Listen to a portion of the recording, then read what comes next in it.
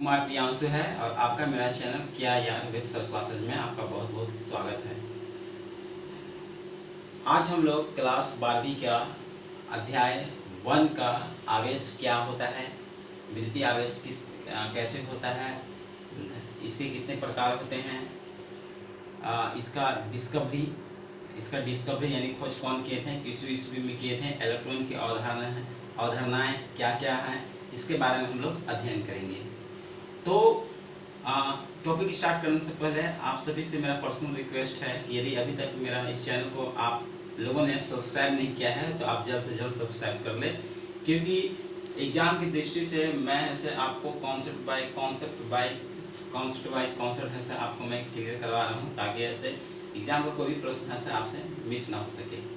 इस वजह से ऐसे यदि ऐसे आप ऐसे अगर आप ऐसे इस चैनल को अभी तक सब्सक्राइब नहीं किए हैं तो आगे का लेटेस्ट वीडियो पाने के लिए जल्द से जल्द सब्सक्राइब कर लें। तो चलिए हम लोग पढ़ते हैं। आज हम लोग पढ़ते हैं विद्युतीय आवेश। देखिए, विद्युतीय जो आवेश है,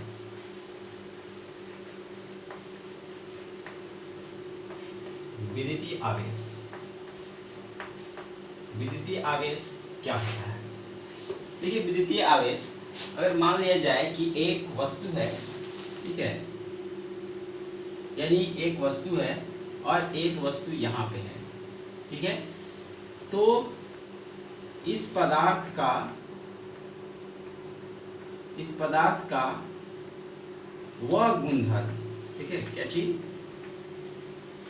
यानी किसी पदार्थ का वह गुणधर्म जिसके कारण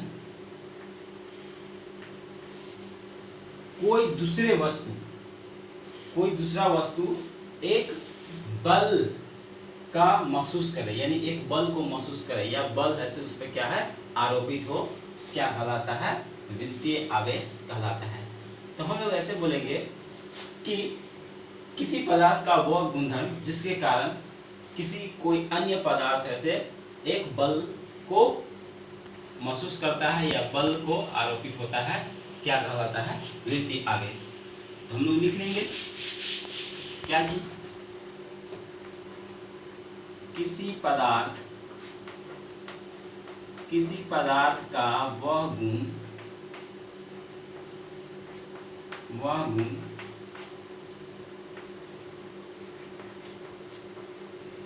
जिसके कारण कोई अन्य पदार्थ पर एक बल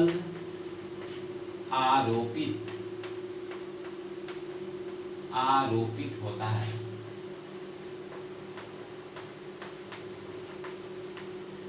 है, विद्युतीय आवेश कहलाता है।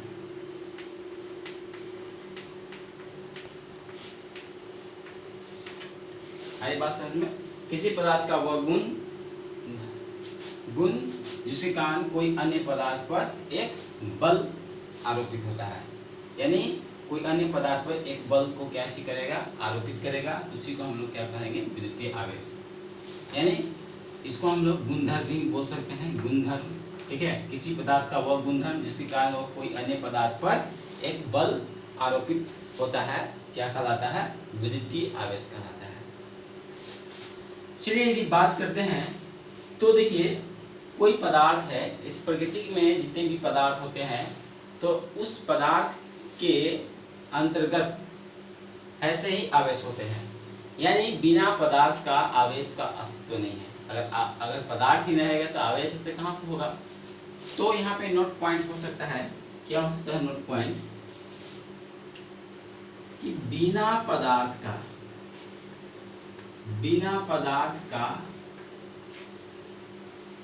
आवेश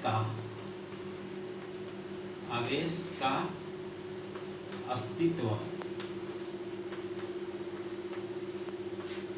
अस्तित्व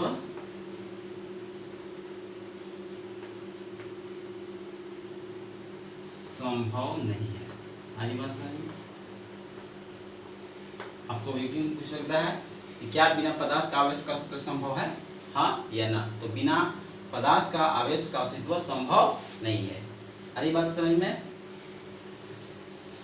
दूसरा क्या चीज है कि आवेश को उत्पन्न करने का तरीका क्या क्या हो सकते हैं? यदि आवेश है, यदि आवेश को यदि ऐसे आप अगर उत्पन्न करना चाहते हैं, उसको प्रोडक्शन करना चाहते हैं, प्रोड्यूस करना चाहते हैं, तो क्या तरीका हो सकता है? तो उनमें से एक तरीका क्या होता है? फ्रिक्शन, जिसको हम लोग हिंदी में बोलते हैं घर्षण। घर्षण एक तरीका है जिससे ऐसे क्या चीज होता है, आवेश ऐसे क्या चीज यहाँ पे उत्पन्न हो सकता है। तो यहाँ पे बोल सकते हैं क्या चीज कि आवेश को उत्पन्न करने का एक तरीका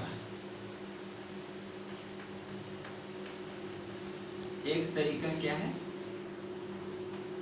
घर्षण है। अरे बात समझ में? एक तरीका क्या है? घर्षण है। तो ये सब आप नोट्स कर लीजिए। यदि ऐसे अगर आपको ऐसे अगर आप अगर नोट करना है नोट कर लें, क्योंकि ऐसे यही एग्जाम में यदि आता है तो आप लिख दीजिएगा, तो आपको ऐसे मार्क्स अच्छे मार्क्स आपको मिल जाएंगे। चलिए मैं इसको इरेज कर देता हूँ। ये रहा डस्टर, इरेज कर देते हैं हम लोग।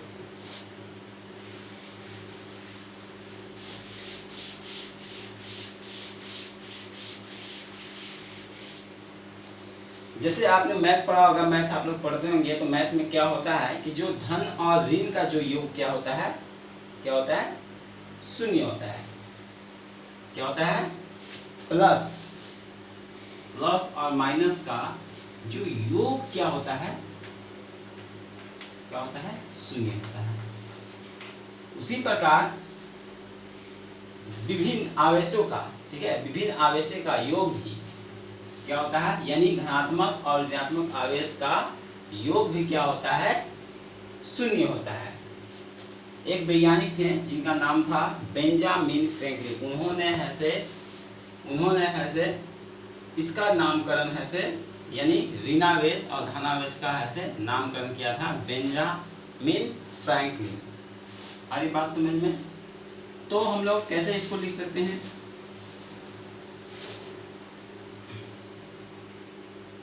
गणित में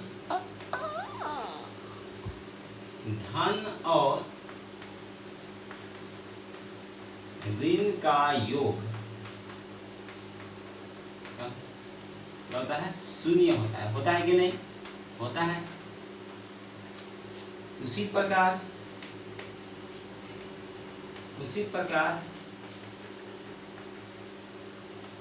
विभिन्न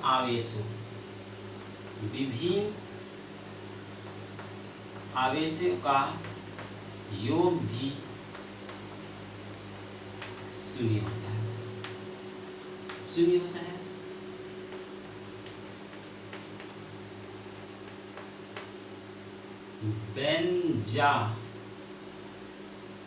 बेंजामिन फ्रैंकलिन ने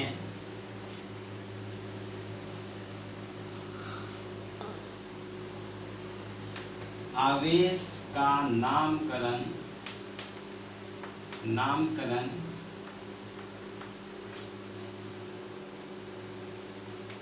धनावेश और ऋणावेश। बेंजामिन फ्रैंकलिन ने आवेश का नामकरण धनावेश और ऋणावेश दिया।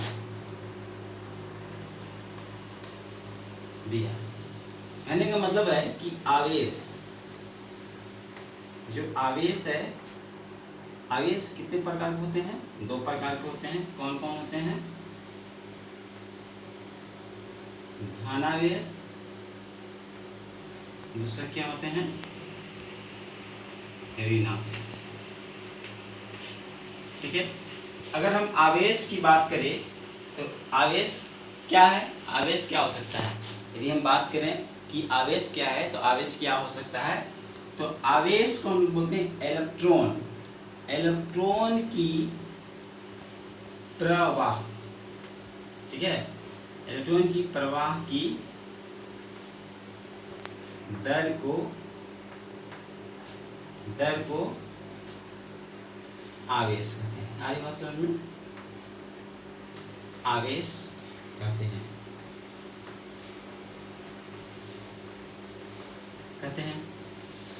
यदि हम बात करते हैं कि जो इलेक्ट्रॉन, ठीक है, इलेक्ट्रॉन का आवेश,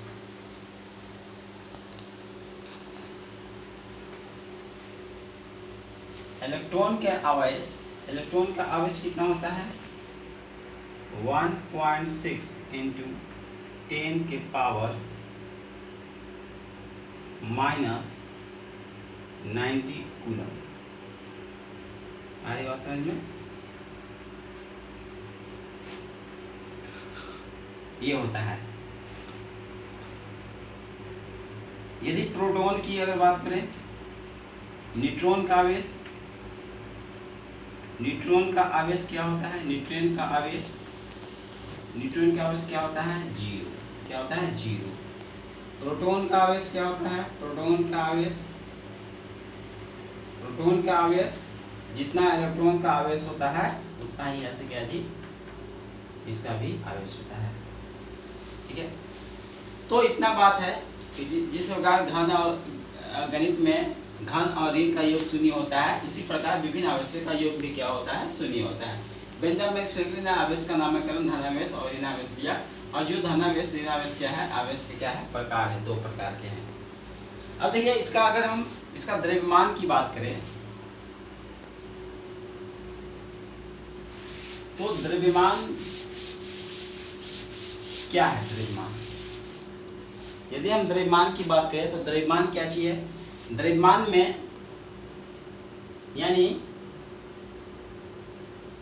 इलेक्ट्रॉन का द्रव्यमान इलेक्ट्रॉन का द्रव्यमान कितना होता है? 9.1 इंटू 10 की पावर -31 kg। ये आप पढ़ चुके हैं। इसी प्रकार है से प्रोटॉन का द्रव्यमान क्या होता है? 1.6 इंटू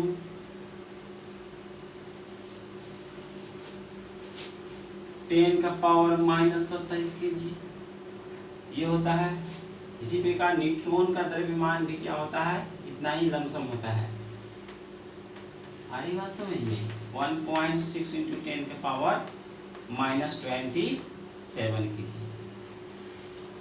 इसके बाद अगर हम बात करें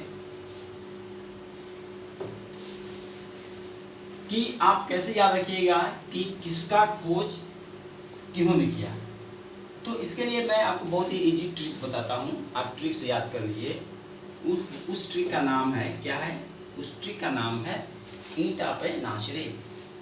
ईंटा पे नाच रे से ऐसे याद रखिए, ईंटा पे नाच रे। तो इस ट्रिक्स के माध्यम से आप ऐसे इसको भली भांति ऐसे बहुत अच्छी तरह से याद कर सकते हैं। ईंटा पर नाच, ई फोर क्या हो गया? इलेक्ट्रॉन, ठीक है। ये क्या हो गया? थॉमसन। क्या हो गया? थॉमसन। इसका पूरा नाम था जे थॉमसन। इन्होंने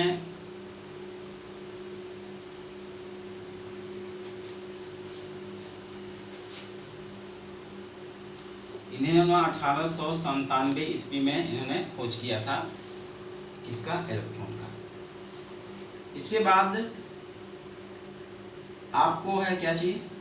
पर फोर क्या होता है? ई फोर था, ठीक है। और पर फोर क्या हो गया? प्रोटॉन। र फोर क्या हो गया? रदरफोर्ड। इन्होंने इनका जो खोज किया था 1920 में, यानी 1920 में इन्होंने क्या चीज? आपको प्रोटॉन का खोज कर दिया, ठीक है। अब ऐसे नाच क्या होता है? न्यूट्रॉन। अच्छा, और क्या होता है? चैडविक। चैडविक ये ऐसे 1932 में इन्होंने क्या किया? न्यूट्रॉन का खोज किया। प्लस माइनस इस पे से कोई चार्ज नहीं होता है। तो इस प्रकार से हम लोग ऐसे इस ट्रिक के जरिए ऐसे हम लोग ऐसे ये सब का हम स्मरण कर सकते हैं कि इलेक्ट्रॉन की खोज किसने की, कब की, ये सब। I hope you better understand this topics. ठीक है, चलिए नेक्स्ट चलते हैं। आप इतना समझ गए होंगे, नेक्स्ट चलते हैं।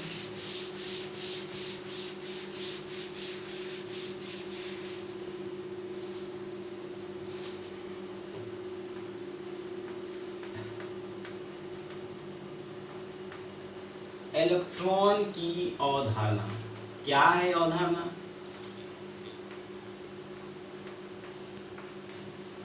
देखिए, फर्स्ट ऑर्डर हम बताते हैं। देखिए ये नाभिक है, ठीक है। तो जो यहाँ पे जो है कि जो इलेक्ट्रॉन है वो नाभिक के चारों ओर क्या चीज घूम रहे हैं। तो फर्स्ट अवधारणा क्या हो जाएगा, ठीक है, कि इलेक्ट्रॉन नाभिक के चारों ओर घूमते हैं। ठीक है, देखिए नाभिक में प्रोटॉन होता है, नाभिक में न्यूट्रॉन और प्रोटॉन होता है। तो प्रोटॉन पे प्लस होता है, न्यूट्रॉन पे तो कोई आवेश ही नहीं होता। तो प्रोटॉन पे क्या होता है? धनावेश। तो धनावेश की संख्या के समान ऋणावेश जो है वो क्या चीज होते हैं? वो कक्षा में क्या होता है? चक्कर लगाते रहते हैं। ठीक है, जितना धनावेश होगा, धनावेश की संख्या के समान ऋणावेश ऐसे कक्षा के चारों ओर चक्कर लगाते हैं। हम लोग लिख लेंगे। दूसरा क्या हो गया? धनावेश। धनावेश की संख्या के समान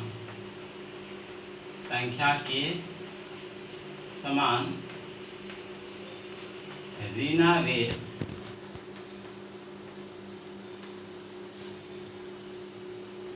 नाभिक के चारों ओर चक्कर लगाते हैं। धनावेश ऋणावेश खत्म हो गया, इसलिए ऐसे जो परमाणु होगा आपको, परमाणु क्या होगा? अतः परमाणु उदासीन होता है। क्या होता है? उदासीन होता है।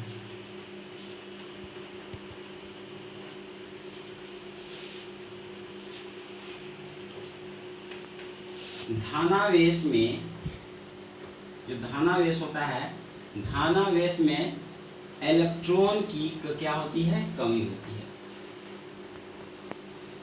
कमी होती है, जबकि ऋणावेश में इलेक्ट्रॉन की क्या होती है? अधिकता होती है। अधिकता होती है। कैसे? ये उदाहरण में देख लीजिए। उदाहरण में जैसे देखिए सोडियम के पास कितना है? 11 है। ठीक है, तो जैसे ही सोडियम प्लस बजाएगा यानी धनावेश हो जाएगा, तो एक को निकाल दिया है, यानी एक ऐसे त्याग दिया है जिसके पास कितना हो जाएगा? 10 इलेक्ट्रॉन। कमी आ गया, इलेक्ट्रॉन में क्या आ गया? कमी। ठीक है, इसी प्रकार देखिए क्लोरीन कितना होता है? 17 होता है। और क्लोरीन यहाँ माइनस हो गया, इसमें अधिकता आ जाती है। कितना अधिकता आ गया? 17 में एक जोड़ दिए, कितना हो गया? 18। इसमें क्या हो जाएगा? अधिकता। तो क्या हो रहा है? इलेक्ट्रॉन का ऐसे क्या चीज होता है? अधिक, और कम क्या हो रहा है? इलेक्ट्रॉन हो रहा है। इसलिए विद्युत के लिए इलेक्ट्रॉन ही क्या है? उत्तरदायी होते हैं। यानी जो आपका विद्युतीकरण होता है, यानी जो हो जाएगा आपका चौथा में, यानी फोर्थ हो जाएगा, फोर्थ अवधारणा ये होगा यह हो गया कि विद्युतीकरण के लिए विद्युतीकरण के लिए इलेक्ट्रॉन उत्तरदायी होते हैं,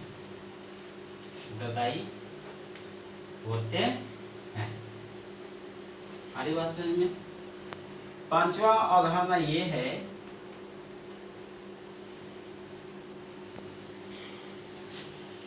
कि प्रोटॉन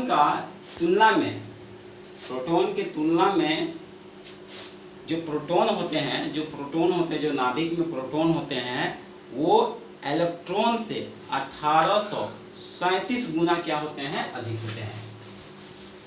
जो प्रोटॉन होते हैं, यानी जो प्रोटॉन होते हैं, प्रोटॉन इलेक्ट्रॉन की तुलना में, किसकी? प्रोटॉन इलेक्ट्रॉन की तुलना में कितना गुना अधिक होते हैं? 1837 गुना क्या होते हैं, अधिक होते हैं।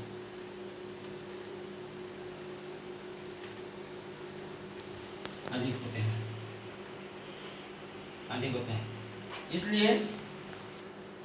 इसलिए जो गति जो है, इसलिए गति कौन करेगा? कम वाला, ठीक है।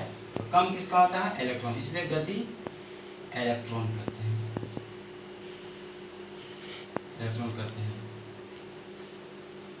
क्योंकि जिसमें भार कम होगा वही तो ऐसे, जिसमें जो बहुत ज्यादा भार रहेगा वो क्या चीज गति नहीं कर पाएगा, जो कम भार रहेगा वही ऐसे क्या चीज आपको गति करते हैं।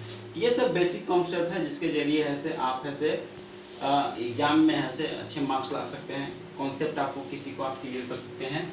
तो इस तरह से ऐसे आप इसको अच्छी तरह से पढ़िए। तो क्या आपको इस तरह से कॉन्सेप्ट आपको क्या मालूम था? आप कमेंट बॉक्स में आप टाइप करके आपको बताइए कि इस प्रकार के जो नॉलेज है, इन्फॉर्मेशन थी, वो हमें प्राप्त की। तो इससे ऐसे हम कुछ क्वेश्चन हम लोग कर लेते हैं। आपको ऐसे केवल ऐसे आंसर देना है। कुछ क्वेश्चन करेंगे कि आप इस वीडियो को देख रहे हैं, इस वीडियो को देख कर से आपके माइंड में क्या क्या सवाल ऐसे आ रहे हैं, याद हो रहे हैं कि नहीं हो रहे हैं, कुछ आपको बेनिफिट मिल रहा है कि नहीं मिल रहा है। पहला क्वेश्चन कि इलेक्ट्रॉन की, पहला क्वेश्चन है, आंसर में आपको यहाँ पे लिखना है, क्वेश्चन टाइप कर देना है कमेंट बॉक्स में कि इलेक्ट्रॉन की प्रवाह की दर क्या कहलाता है। आंसर यहाँ पे टाइप कर देना है। दूसरा क्वेश्चन है कि इलेक्ट्रॉन की तुलना में प्रोटॉन कितना गुना अधिक होता है। इसका भी आंसर आप टाइप कर दीजिए।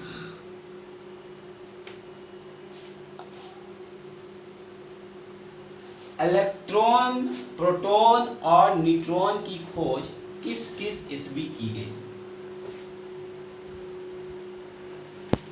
चौथा क्वेश्चन, इलेक्ट्रॉन और प्रोटॉन तथा न्यूट्रॉन की खोज किसने की।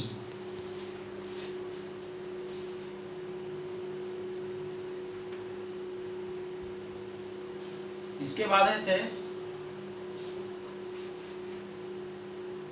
आवेश का उत्पन्न करने का क्या तरीका है।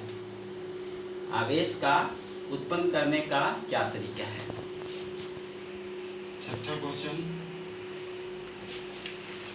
क्वेश्चन, किसके बिना आवेश का अस्तित्व नहीं है। आपके में टाइप करना है। परमाणु क्या होते हैं, टाइप कीजिएगा। न्यूट्रॉन पर आवेश कितना होता है। प्रोटॉन पे आवेश कितना होता है।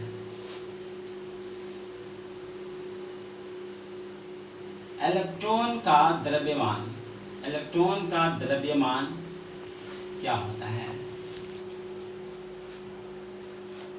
तो ये 10 क्वेश्चन है। इस 10 क्वेश्चन को ऐसे अगर आप अच्छी तरह से इस वीडियो को देखकर ऐसे आप जवाब दे पाते हैं, इसका मतलब आपका कॉन्सेप्ट क्लियर हो रहा है, इस आपकी ऐसे यादशक्ति या स्मरण शक्ति आपकी बढ़ रही है, आपको ऐसे मेमोरी पावर ऐसे कैसी बढ़ रही है। और इस तरह से आप ऐसे रेगुलर से हमारे वीडियो आप देखते रहिए, और ऐसे इस तरह से आपको एग्जाम को भी अच्छे तरीके से क्या होगा, तैयारी हो जाएगा। तो एक बार फिर कहते हैं कि आप ऐसे यदि अभी तक मेरे चैनल को सब्सक्राइब नहीं किए हैं, जो लोग देख रहे हैं, तो इस वीडियो को लास्ट तक देखें। और लास्ट में कुछ ऐसे सवाल मैं करता हूं, जिसका ऐसे यदि आप अगर आंसर दे देते हैं, इसका मतलब ऐसे आपको ऐसे कुछ न कुछ ऐसे बात आपको समझ में आ रही है। और इस वीडियो को देखने का तभी आपको फायदा पहुंचेगा जब तक आप मेरे सवालों का जवाब न दे दें। यदि आप नहीं जवाब दे रहे हैं, इसका मतलब ऐसे आपको ऐसे इस वीडियो का मतलब देखने से कोई फायदा नहीं, बेनिफिट नहीं है। अगर आपको लेना है तो केयरफुली आप इसको वॉच कीजिए। आफ्टर वॉचिंग आप ऐसे क्या चीज इसको आप आंसर दीजिए कमेंट बॉक्स में टाइप करके। तो मैं इतना ही बोलकर मैं उसमें अपनी वाणी को विराम देता हूं। हम लोग मिलेंगे अगले वीडियो में, तब तक है जय हिंद, जय भारत। आप लोग अच्छी तरह से रहिए, अच्छी तरह से पढ़िए।